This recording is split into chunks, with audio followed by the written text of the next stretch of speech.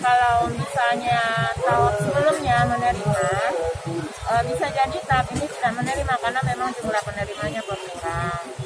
Memang ada yang bertanya, jadi kami hanya bisa menjelaskan yang kami bayarkan adalah yang memang datanya ada, yang memang kami dapat bisa. Juga yang tahap sebelumnya dia tuh gak dapat, tapi begitu dengar ada penyaluran BST, datang nanya ke petugas, bawakan bukti, sini kami dapat atau enggak, seperti itu. Kalau kami hanya bisa menjelaskan bahwa yang kami bayarkan adalah yang memang ada datanya, dan biasanya dari tahap sebelumnya itu menerima.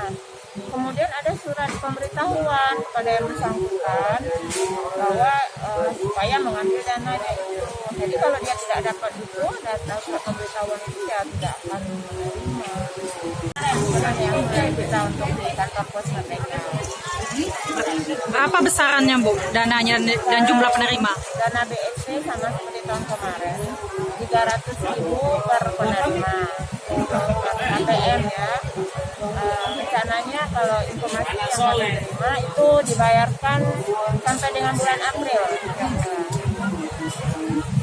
Jumlah penerimanya kalau di wilayah kerja kami sebanyak 35.000 ATM.